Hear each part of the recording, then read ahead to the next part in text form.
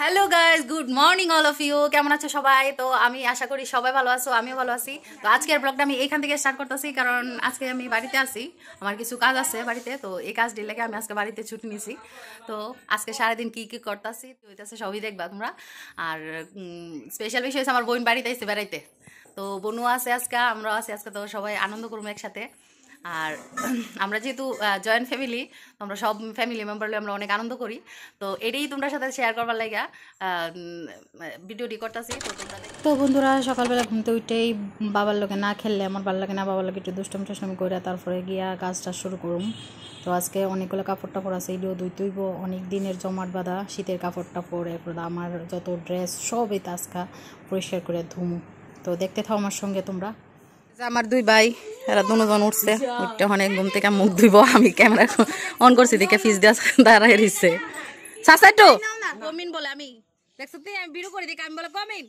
বাড়িতে থাকলে সারাক্ষণই একটা লোক একটা আমি টুকনা টুকনি করতে থাকি, ভাই বোর্ডের চেতাইতাছি, আর এর লগে দুষ্টামি না করলে আমার ভাল লাগে না একদমই।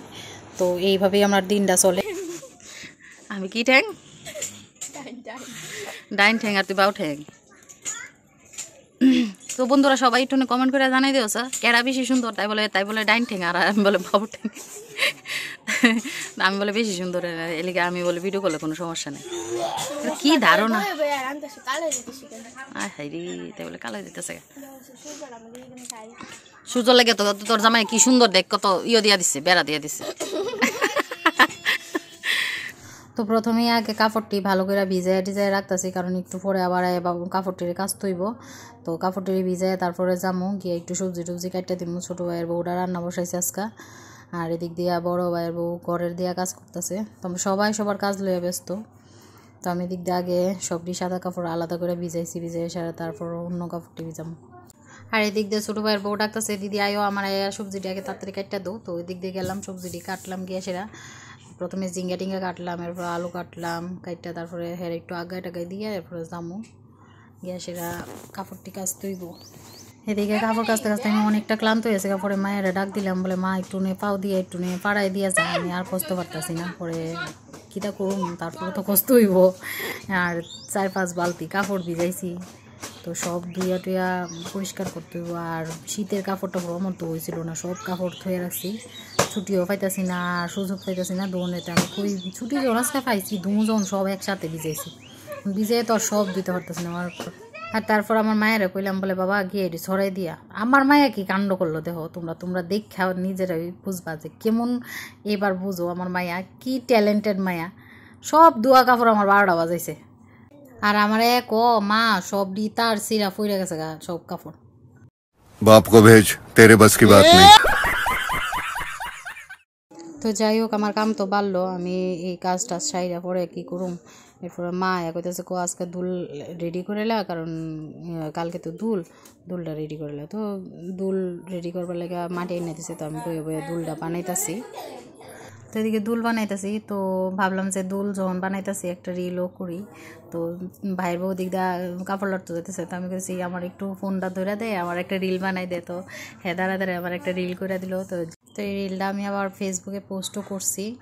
তো এদিক দিয়ে আবার আমার পুরোপুরি দুলটা রেডি হয়ে গেছে, কারণ সাইডটি পুরাটা লিপ একদম পরিষ্কার করলাম, কারণ দুলের দিন তো এই জায়গাটার মধ্যে আবির দিয়া ইয়ে করা হইব, সাজানো হইব। তো এদিক দিয়ে আইডিও করতেছিলাম, আবার এর মধ্যে আবার একটা লাইভও করছি, ফেসবুকে লাইভ করছি।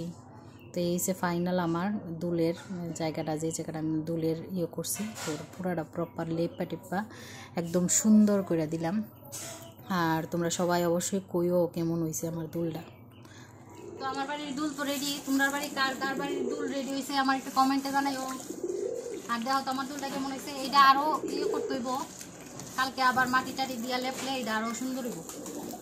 তো সবাই কমেন্টে জানিবা আমার দুলটা কেমন হয়েছে।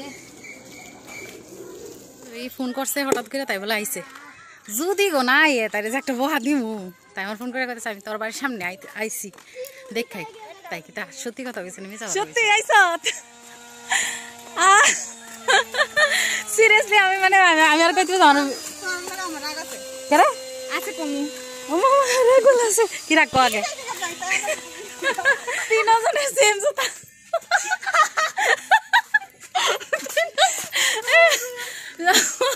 আচ্ছা এটা পুরো কোইন্সিডেন্স হয়েছে না মানে তিনজনে সেম সেম জুতা সবাই একসাথে তো অনেকদিন পর আমার বান্ধবী আমার বাড়িতে এলো, তো ওর ছোটো বোনেরা লইয়া আইসে, হ্যাঁ এনে গল্প গুজব করতেছে। তো আমি একটু চা বসাইছিলাম, জোর করতেছি চা খাইতো না কইতাছে, তারপরেও একটু জোর করে চা বানাইছি একটু। তো আমার জীবনে আমি আজকের মতো চা কোনোদিন বানাইছি না, মানে এত বকবাস চা আমি বানাইছি আমি নিজেই ভাবতে পারতেছি না যে আমি এত খারাপ চা কেমনে বানাইলাম। তো যাই হোক, আমার বান্ধবী কি আর করবো, এই চা ওই খাইছে। তো আমরা বইয়া একটু আড্ডা টাড্ডা মারলাম, যেটা সবটা ভিডিও করা সম্ভব হইতেছিল না, তার একটু একটু করে আমি ছোট ছোট একটু করে ভিডিও করে তোমরা দেখাইতেছি। তো এখানে অনেকক্ষণ আমরা কথা গল্প টল্প করছি। আমার বান্ধবী আইছিল, আমরা চাটা খাইলাম, আর এই জন তো ইয়ে করে মেনটেন করে স্লিম ফিগার লেগে চাও খাইছে না। এটা আইছে মার প্রসাদ। আচ্ছা, তো কামাখ্যা মন্দির থেকে আমার লেগে প্রসাদ আনছে, আর মার একটা ফুটো আনছে। Thank you. তো অনেকক্ষণ আড্ডার পরে আমরা এখন বান্ধবীর যাওয়ার পালা। তো আমরা লাস্ট মিট আপ একটু কথাবার্তা করে লেতেছি। তো প্রসাদ আইন আমারে দিল, তো খুবই ভালো লাগলো। আর মৌসুমীরও অনেক অনেক ধন্যবাদ, কামাখ্যামার বাড়িতে গিয়ে আমার লেগে প্রসাদ আনছোস, এটা একটা সৌভাগ্যের ব্যাপার, আমি তো আর কোনো দিন যাইতাম পারছি না। তো যাই হোক বন্ধুরা, আজকের মতো ব্লগটা এখানে শেষ করতেছি। তোমরা সুস্থ থেকে ভালো থেকো, টাটা।